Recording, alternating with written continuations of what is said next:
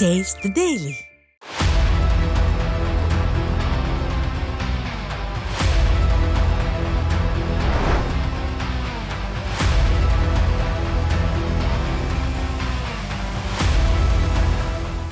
News டே தொலைக்காட்சி நேயர்களுக்கு வணக்கம். சொல்லியடி நிகழ்ச்சிக்கு உங்களை வரவேற்கிறோம்.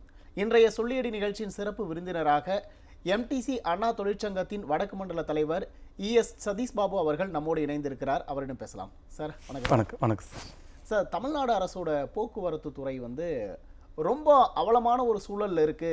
அரசு பேருந்துகளை திமுக அரசு முறையா பராமரிக்கிறது இல்லை அப்படின்னு ஒரு குற்றச்சாட்டு வந்துகிட்டே இருக்கு. சமீபத்தில் கூட ஒரு அரசு பேருந்து விபத்துக்குள்ளாகி பல பேர் உயிரிழந்தாங்க. போக்குவரத்து துறையில் என்னதான் சார் நடக்குது? நிச்சயமாக போக்குவரத்து துறையை பொறுத்த வரைக்கும் திரு முத்துவேல் கருணாநிதி ஸ்டாலின் என்கின்ற நம்முடைய தமிழக முதலமைச்சர் அவர்கள் தனியார் மயம் என்கின்ற தனியாருக்கு தாரை வார்க்கிறேன் என்கின்ற பெயரில் தன்னுடைய குடும்ப சொத்தாக இந்த போக்குவரத்து துறையை அவரே எடுத்துக்கொண்டிருக்கின்றார். அவர் குடும்ப சொத்தை மாற்றிக்கொண்டிருக்கின்றார்.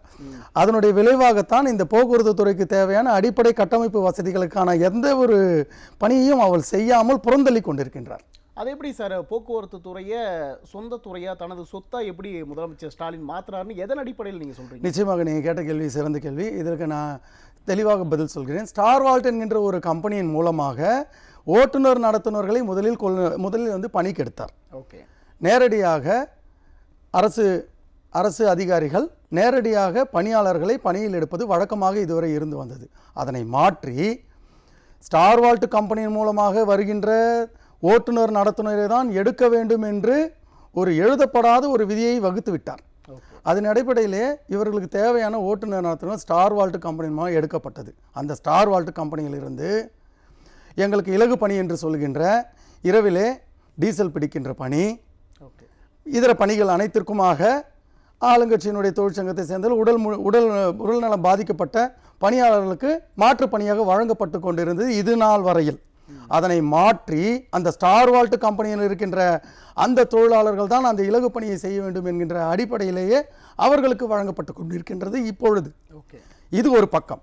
இன்னொரு பக்கம் அனைத்து பணிமனைகளிலும் தனியார் மயம் என்கின்ற பெயரிலே அசோக் லேலாண்ட் ஓம் கம்பெனி என்கின்ற தனியார் கம்பெனிக்கு நேரடியாக பணிமனைகளை தாரை வார்த்து கொடுத்திருக்கின்றார்.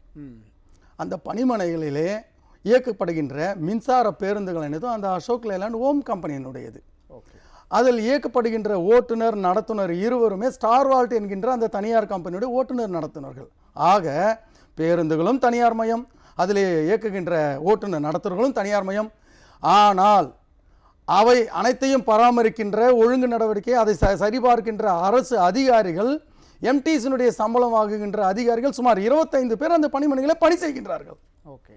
பணிமனையிலே நாம் பேருந்துகளை பொதுமக்கள் இயக்குகின்ற பேருந்துகளை இவர்களுக்கு சுமார் 78 ரூபாய் அளவிற்கு நாம் ஒரு கிலோமீட்டருக்கு கொடுத்து விட்டு அந்த தனியார் பேருந்துகளை இயக்குகின்ற அந்த கம்பெனிக்கு இந்த எம்டிசியினுடைய அதிகாரிகளே பணி செய்கின்ற அவலநிலை தான் இப்பொழுது நடந்து கொண்டிருக்கு. ஆனால் சார், இப்போ சமீபத்தில் கூட இப்போ போக்குவரத்து ஊழியர்கள் போராட்டம் நடத்த கிட்டத்தட்ட ஒரு 60 நாளுக்கு மேலே போராட்டத்தில் ஈடுபட்டாங்க. எங்களுக்கு பழைய ஓய்வூதியம் வேணும், பணப்பலன்கள் கிடைக்கணும், ஊதிய உயர்வு வேணும் அப்படின்லாம் போராட்டத்தில் ஈடுபட்டாங்கல்ல. திமுக அரசு தேர்தல் சமயத்தில் போக்குவரத்து ஊழியர்களுக்கு சில வாக்குறுதிகளை கொடுக்குறாங்க. ஆனால் ஆட்சிக்கு வந்த பிறகு ஏன் அவங்கள கண்டுகொள்ளாமல் இருக்காங்க? இன்னொன்று, நீங்கள் திமுக அரசு போக்குவரத்து துறையை தனியாருக்கு தாரை வார்க்குதுன்னு சொல்கிறீங்களே, எதன் அடிப்படையில் சொல்லுது? என்னென்ன விஷயங்களை தனியாருக்கு ஆதரவாக திமுக அரசு போக்குவரத்து துறையில் செஞ்சிட்ருக்கு? நிச்சயமாக இப்போ இவங்கெல்லாம் நீங்கள் முதல் கேள்வி கேட்டிருந்தீங்க, 60 நாட்கள் போராடினாங்க, அதை பற்றி ஒரு விஷயம் கிடையாது. யார் அதை முன்னெடுத்து நடத்துனதுன்னு கேட்டிங்கன்னா கம்யூனிஸ்ட் இயக்கத்தை சேர்ந்தவர் தான் நடத்தினாங்க. இந்த ஆட்சி வந்த பொழுது 2022 மத்திய அரசை கண்டித்து 2 நாட்கள் இந்த போக்குவரத்து தொழிலாளர்களுக்கு மனதிற்கும் எல்லளவும் சம்பந்தம் இல்லாத மத்திய அரசை கண்டித்து 2 நாட்கள் பொதுமக்களையும் போக்குவரத்து தொழிலாளர்களையும் ஸ்தம்பிக்க வைத்து ஸ்ட்ரைக் செய்தது இந்த கம்யூனிஸ்ட் அரசு. அதற்கு கம்யூனிஸ்டுடைய இயக்கத்தை சேர்ந்தவர், அதற்கு துணை நின்றது திமுக அரசு, தோமுசா தொழிற்சங்கம். அன்றைக்கு நடக்கப்பட்ட 2 நாள் ஸ்ட்ரைக்கு தொழிலாளிக்கும் விருப்பமில்லை, பொதுமக்களுக்கும் விருப்பமில்லை. அன்னைக்கு திணிக்கப்பட்ட ஒரு வேலை நிறுத்தம். அன்றைக்கு நம்மளுடைய அண்ணா தொழிற்சங்கத்தை சேர்ந்த பணியாளர்கள் அனைவரும் பணிக்கு சென்றோம். ஆனால் எங்களுக்கு பணி மறுக்கப்பட்டது.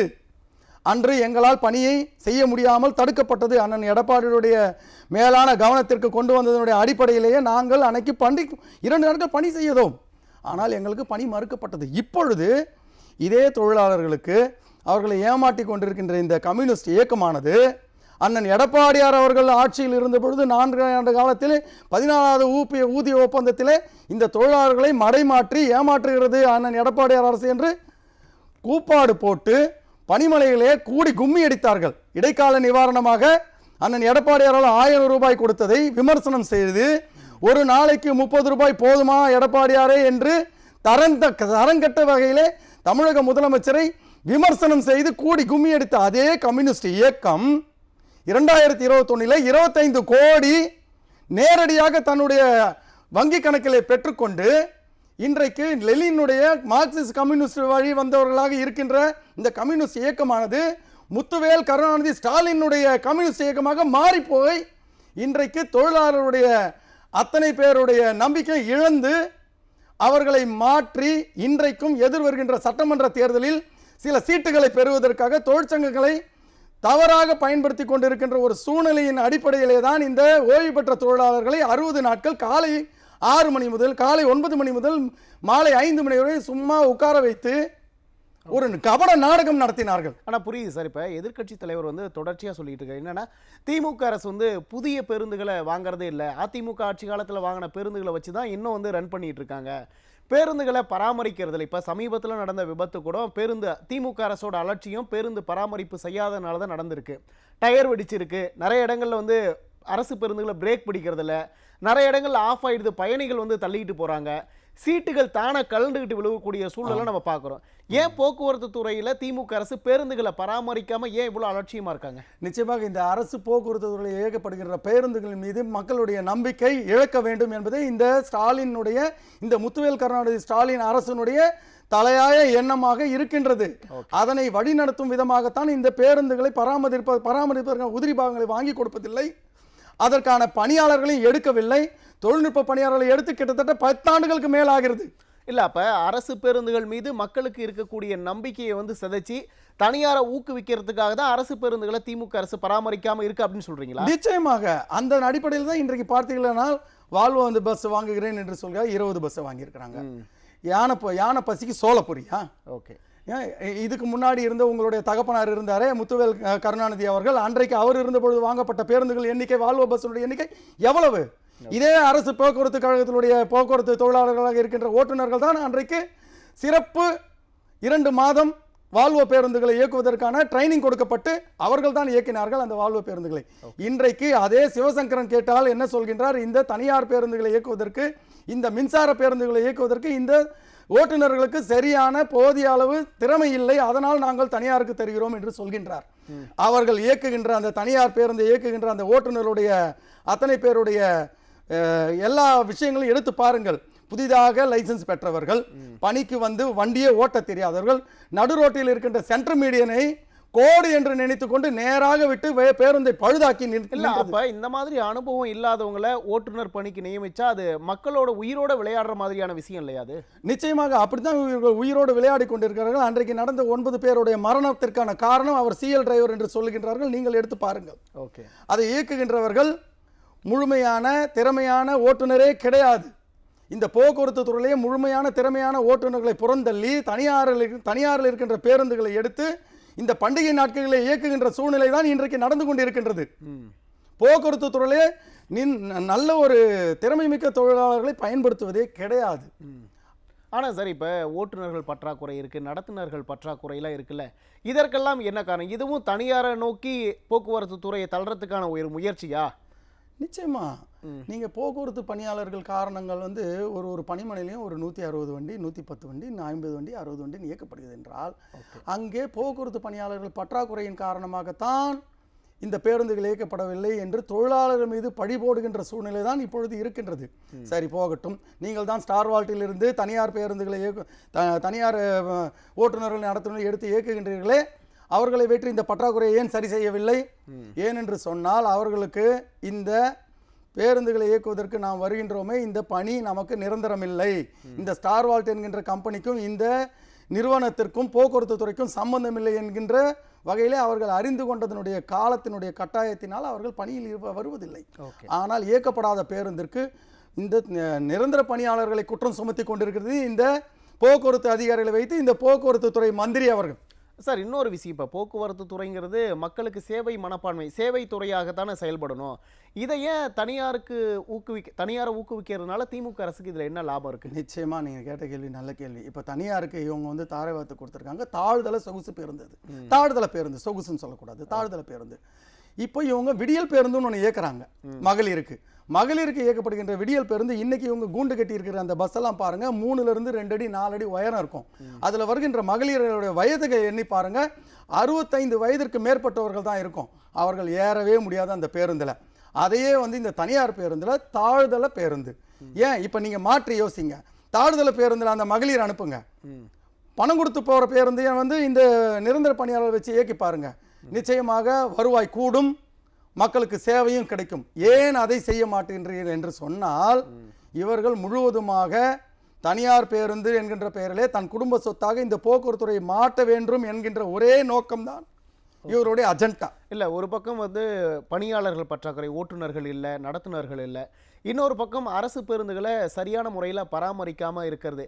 இது எல்லாமே போக்குவரத்து துறையை சீரழிவை நோக்கி திமுக அரசு திட்டமிட்டே நகர்த்துது அப்படின்னு சொல்றீங்களா? நிச்சயமா. இப்போ ஒரு பகுதியில் வந்து ஒரு மக்களுக்கான சேவையாக தான் நம்ம வந்து ஒரு பணிமனைகளை உருவாக்கிட்டே வராங்க. இன்னைக்கு அந்த பணிமனைகள்லாம் நீங்க தனியார் மயமாக்கி முழுவதுமாக கட்டண பேருந்தா மாத்திருக்கீங்களே, இப்பொழுது அங்கே இயக்கப்பட்ட பேருந்துகள் எங்கே? அந்த பொதுமக்களுக்கு எப்படி நீங்க சேவை செய்வீங்க? இன்னைக்கு வியாசார்படி எடுத்திருக்கீங்க, பெரும்பாக்கம் எடுத்திருக்கீங்க, அடுத்து 6 டிப்போ எடுத்திருக்கேன்னு சொல்லியிருக்கீங்க. சென்னை மாநகராட்சி, சென்னை எல்லைக்குட்பட்ட எம்டிசியில் இருக்கு 11 பணிமனையை தனியார் மயமாக்குவதற்கு துரிதமாக வேலை செஞ்சுட்டு இருக்கீங்க.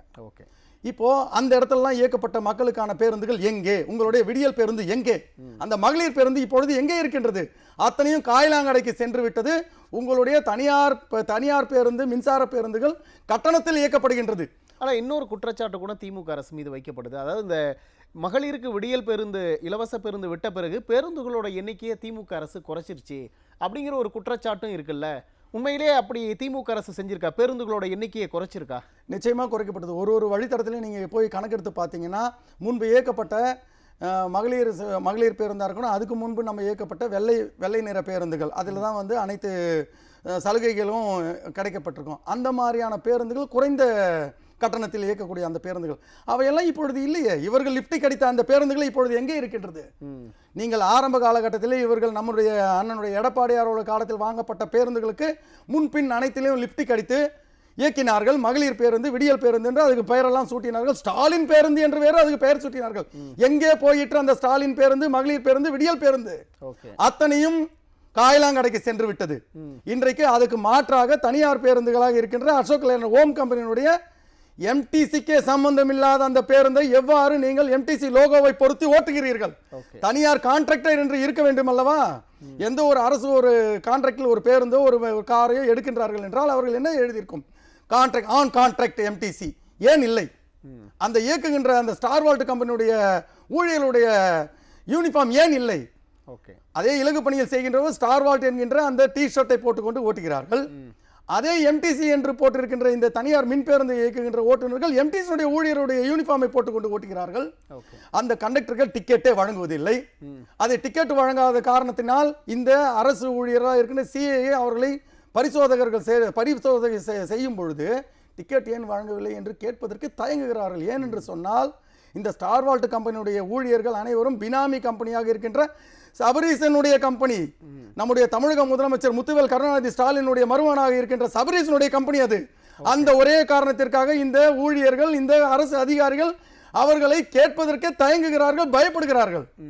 இல்லை, இப்போ விடியல் பேருந்து அப்படின்னு மகளிருக்கு நாங்கள் இலவச பேருந்து கொடுக்குறோன்னு ஒரு திட்டத்தை அறிவிச்சுட்டு அதை நாங்கள் செயல்படுத்திட்டோம் பாருங்கள், இத்தனை கோடி பெண்கள் போகிறாங்க, இலவசமாக போகிறாங்க, மகளிர் போகிறாங்க அப்படின்னு சொல்லிட்டு இந்த பக்கம் பேருந்துகளோட எண்ணிக்கையை குறைச்சா அது எப்படி மகளிருக்கு போய் அந்த திட்டங்கள் எப்படி முழுமையாக சேரும்? நிச்சயமாக வந்து அது சேரலன்றதான் நிதர்சன உண்மை. இன்றைக்கி நீங்கள் போய் பாருங்கள், பாரிஸ் போய் பாருங்கள், கோயம்பேடு போய் பாருங்கள், எங்கெங்கெல்லாம் வந்து அதிக மக்கள் கூடும் இடமோ அங்கே போய் காலையில் ஒரு 10 மணிக்கு பாருங்கள். ஒவ்வொரு பேருந்து நிலையத்திலும் ஒவ்வொரு பஸ் ஸ்டாண்ட்லையும் கிட்டத்தட்ட ஒரு 50லேருந்து 60 பெண்மணிகள் நிறுத்தி கொண்டே இருக்கின்றார்கள் பேருந்து கிடைக்காமல். காரணம் என்னவென்று சொன்னால் அத்தனை பஸ்களும் அபாலி செய்யப்பட்டு விட்டன, அதனுடைய காலங்கள் முடிந்து விட்டன. புதிய பேருந்துகள் வாங்குவதற்கு பதிலாக தனியாருக்கு பேருந்துகளை தாரவாழ்த்து பணிமனைகளோடு கொடுத்து கொண்டிருக்கின்றார் நம்முடைய தமிழக முதலமைச்சர் முத்துவேல் கருணாநிதி ஸ்டாலின் அவர்கள். இல்லை, இங்கே பேருந்து பற்றாக்குறை இருக்கு அப்படின்னு ஒரு குற்றச்சாட்டை முன் வைக்கிறீங்களே, புதிய பேருந்துகள் வாங்குறதுக்கு நிதி ஒதுக்கி இருப்பாங்களா? அப்போ அந்த நிதியெல்லாம் எங்கே போச்சு அப்படிங்கிற கேள்வி வருதுல்ல. நிச்சயமாக நிதி ஒதுக்குன்னு தான் சொல்றாங்க. இது வேற வேற துறைகள்லாம் நீங்க எடுத்து பாருங்க. கூவாற்ற கூட தான் சரி பண்றேன்னு சொல்லி 1300 கோடி அடையாறுல க்ளீன் பண்றேன்னு சொல்லி வருடா வருடமும் சொல்லிட்டே தான் இருக்காரு. எங்க போச்சு அந்த நிதி? அதே போலதான் இந்த போக்குவரத்து துறையிலையும் இவர் நிதி ஒதுக்குன்னு ஆரம்ப காலகட்டத்தில் 2022 23 420 கோடி ஒதுக்குனாரு. 24 25 கிட்டத்தட்ட 1400 கோடி ஒதுக்குனாரு. எங்க அந்த பேருந்து? நாங்களும் அதே தான் கேட்கிறோம். எங்க எங்களுக்கு பேருந்து இல்லை, இயக்குவதற்கு நாங்கள் தயாராக இருந்தாலும் வேலைக்கு வந்த எங்களுக்கு பேருந்து இல்லாத காரணத்தினால் அன்றைக்கு கட்டாயமாக வீட்டுக்கு அனுப்பப்படுகிறோம், சம்பளம் இல்லாமல். ஓகே சார், நேரத்தை செலவிட்டு கருத்துக்களை பயந்தமைக்கு மிக்க நன்றி சார். நேயர்களை மற்றும் ஒரு நிகழ்ச்சியில் சந்திப்போம். நன்றி, வணக்கம்.